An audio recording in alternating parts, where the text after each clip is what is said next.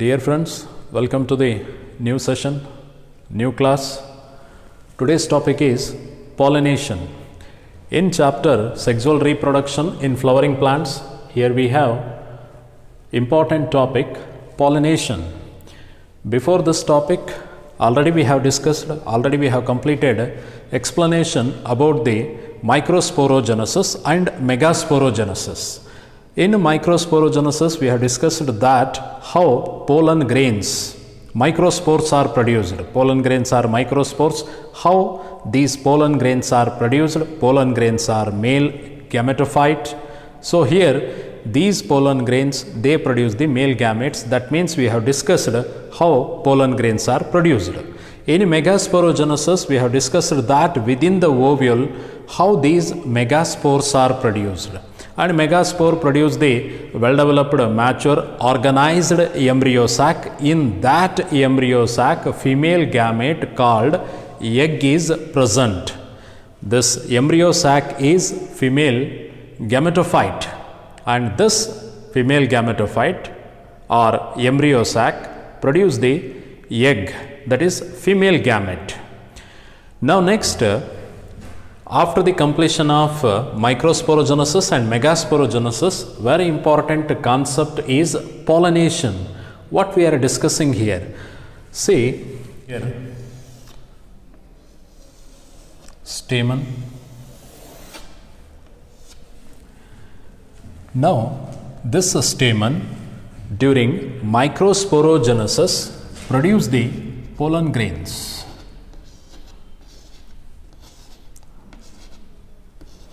This anther produce the pollen grains and liberate the pollen grains.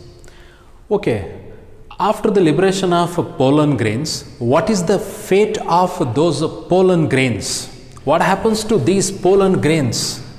What is the function of pollen grains? Pollen grains comprises the pollen grains possess the male gametes, and these pollen grains has to take out those male gametes near to the female gametes. Then male and female gametes get fuse, then fertilization occur. After the fertilization, zygote is developed, and that zygote become embryo. That zygote develop into the embryo. This we know. That means pollen grains, they contain male gametes. Where the female gamete is present, the female gamete is present within the embryo sac, and embryo sac is very well protected within the ovule, and ovule is located within the ovary in gynoecium, in pistil.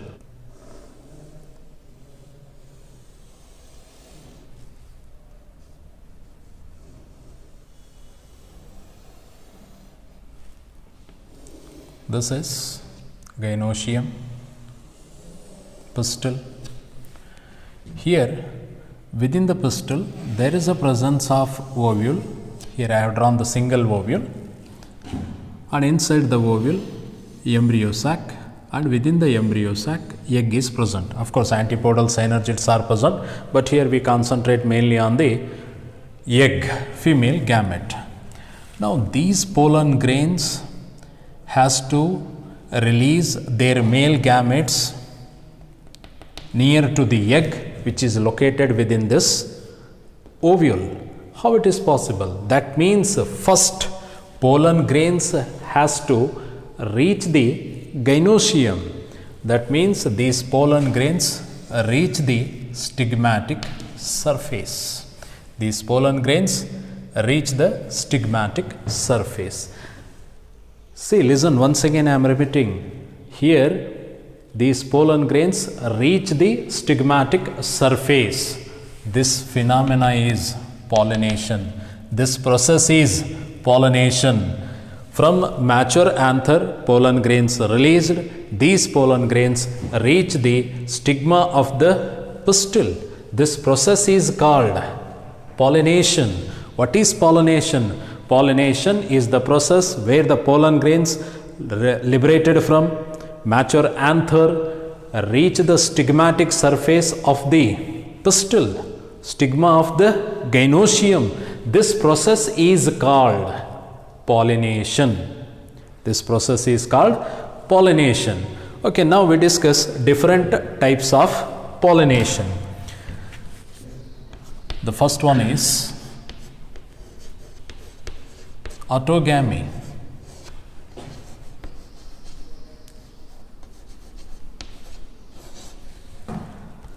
Second is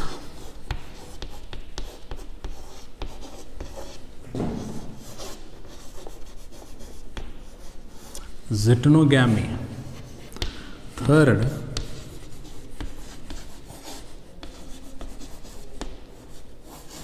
xenogamy.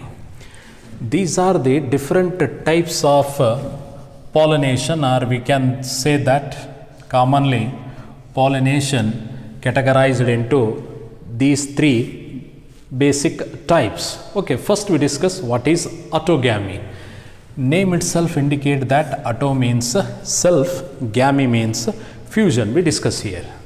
See,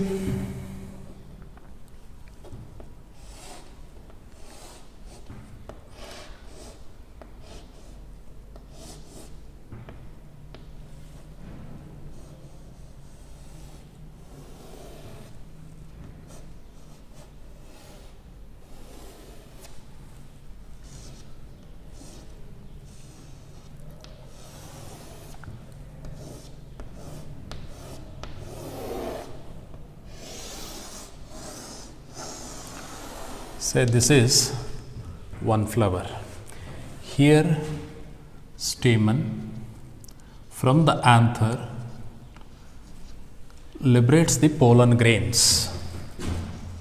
Here we observe this. Here anther, from the anther pollen grains are released. Thus released pollen grains reach the stigmatic surface of the pistil. Now you observe this one.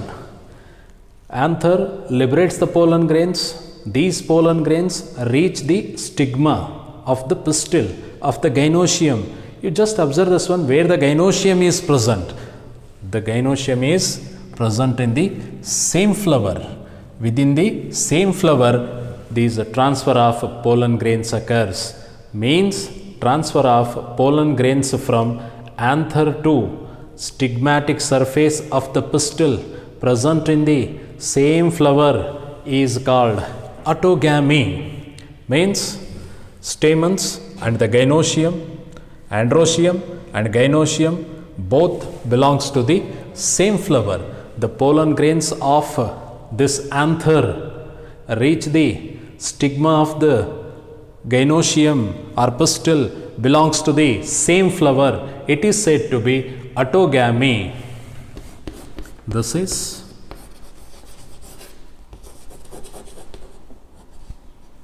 autogamy. It is also said to be self-pollination. It is also said to be self-pollination. This is autogamy. Next we have zytonogamy. What is this zytonogamy? You observe this. Say this is one plant. Here it produces the flowers.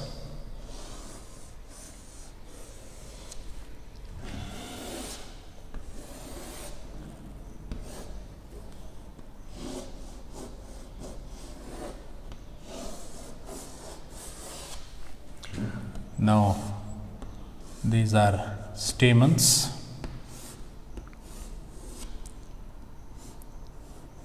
This is gynoecium. Of course, here it is present. Say like this.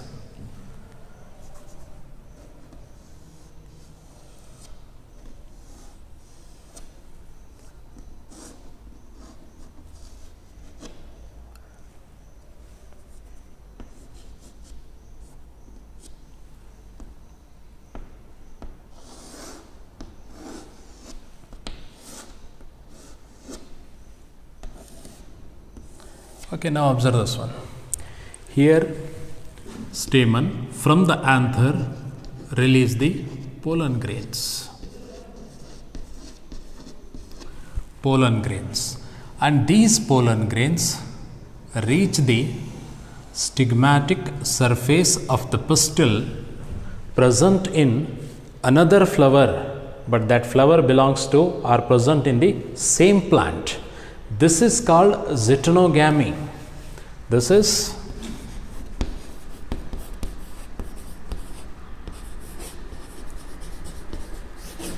what is zytonogamy?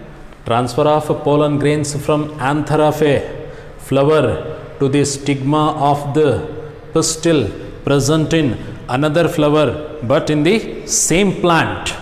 This is said to be zytonogamy. In your syllabus, there is a one particular sentence is given that zytonogamy is mechanically, physically it is cross pollination, genetically self pollination. Means functionally, physically it is cross pollination, but genetically it is self pollination. What is the meaning of this sentence? Physically cross pollination, but genetically self pollination. Just observe this one. Here pollen grains transfer from one flower to another flower. Because of this reason, here it is a cross pollination, and this transfer of pollen grains from one flower to another flower is performed with the help of pollinating agents. Biotic pollinating agents or abiotic pollinating agents. Means pollen grains from this flower to this flower, they may reach with the help of wind, insects, birds. These are pollinating agents. Means animals are the abiotic non-living things, just like wind, water. These things helps the plants to transfer their pollen grains from one flower to another flower. These are said to be the pollinating agents. Next we discuss in detail, but please remember this one. These pollen grains, they do not move themselves. These are carried by the wind, in some cases water, in some of the cases animals, birds, insects. They carry these pollen grains to this position. Because of this reason, functionally, physically, zytonogamy is cross pollination. Then why it is called genetically self pollination? Okay, pollen grains transfer from anther of a flower to the stigma of the gynoecium present in another flower, but this flower is also belongs to the same plant. Both the flowers are belongs to the same plants. Because of this reason, their genetics is remain same, their genes remain same. Because of this reason, even though the pollen grains transfer from this flower to this flower, but the genes remain same in both the cases. In both the flowers, in male and female gametes, genes remain same. Because of this reason, this zytonogamy is genetically self pollination. In self pollination, pollen grains transfer from anther of a flower to the stigma of the gynoecium present in the same flower. What type of genes are present in the male gamete? Similar type of genes are present in the female gamete, because gynoecium and androecium both are belongs to the same flower, same plant. Similarly, here, even though flowers are different, but both are belongs to the same plant. Because of this reason, their genes remain same. Hence, zytonogamy is genetically self pollination. But when we observe this pollen transfer phenomena, here it occurs with the help of some pollinating agents. Because of this reason, functionally, zytonogamy is cross pollination. Okay, next when we observe the xenogamy, what is this xenogamy?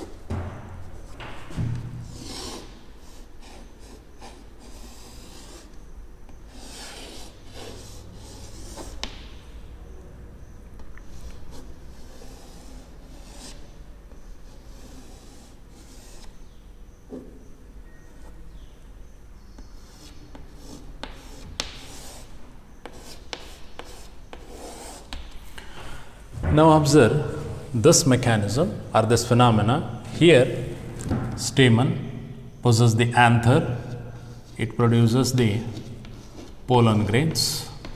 Pollen grains are produced. These pollen grains reach the stigma of the gynoecium present in this flower.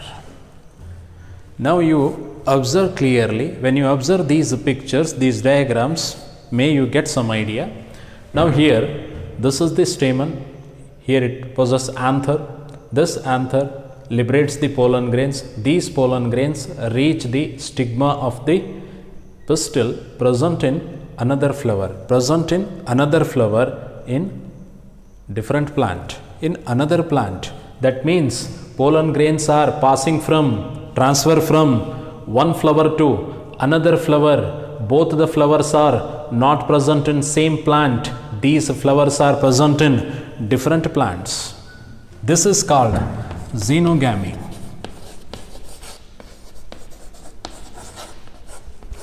This is called xenogamy. What is xenogamy? Transfer of pollen grains from anther of a flower to the stigma of the pistil present in another flower, present in different plants. Here transfer of pollen grains from a flower to pistil of the another flower, and these flowers are present in different plants.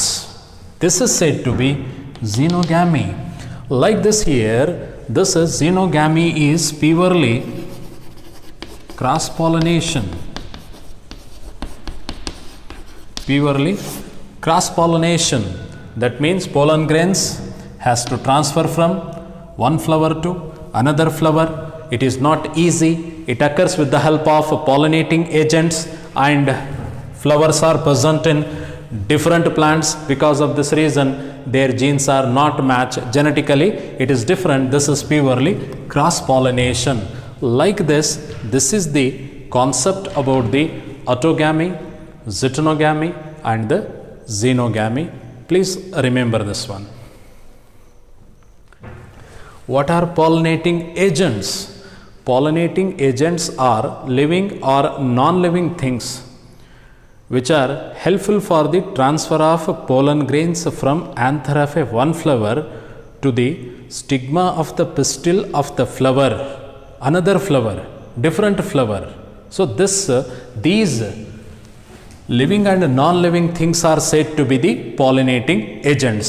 Commonly, pollinating agents are classified into two groups as abiotic pollinating agents, and another group is biotic pollinating agents. Abiotic pollinating agents and biotic pollinating agents. Abiotic, abio, no life, that means non-living things. These are non-living things which are helpful for the pollination. These are the living things which are helpful for the pollination. Here, abiotic agents, very good example includes wind, and second, water.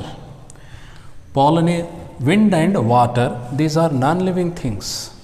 Hence, they comes under the abiotic pollinating agents. These are abiotic pollinating agents. Pollination with the help of wind is called anemophily. Pollination with the help of water is said to be hydrophily. As we know that anemo refers to the wind, hydro, water, pollination with the help of wind, pollination through wind, anemophily, pollination with the help of water, pollination through water, hydrophily. Come on, next, when we observe this, different types of animals are present, different types of organisms are present which are act as biotic pollinating agents. So here when we observe this, insects,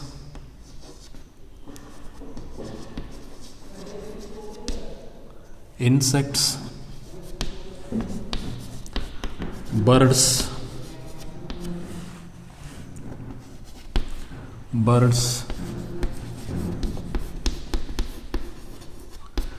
reptiles,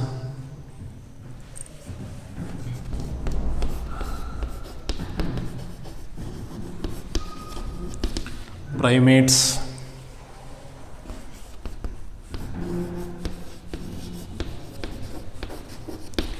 rodents, like that. Here different groups of animals are present, insects are present, which are act as biotic pollinating agents.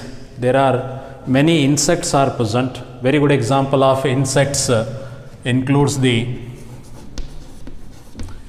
bees,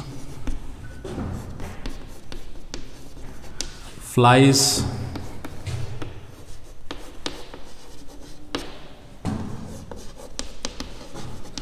butterflies,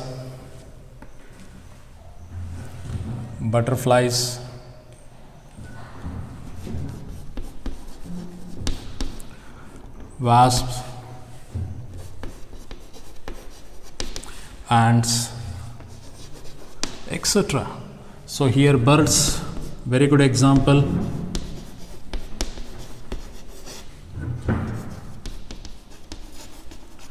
Hummingbirds,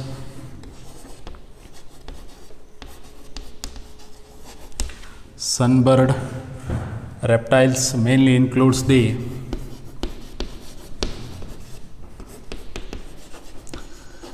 garden lizard, gecko, it is flying lizard.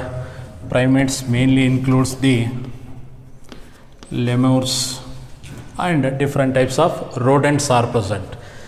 These are the animals, insects, which are helpful for the cross pollination, and these are comes under the biotic pollinating agents. To refer biotic pollinating agents, some special terminology, biological words have given, we discuss those. Here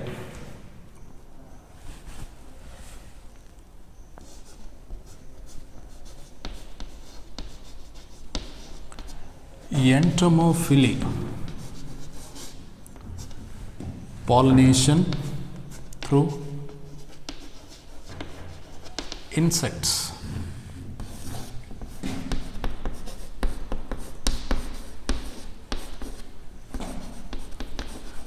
Ornithophily, pollination by birds.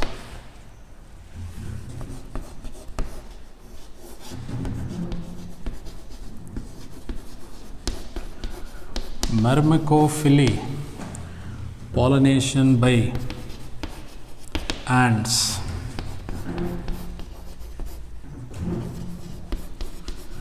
Malacophily, pollination by snail.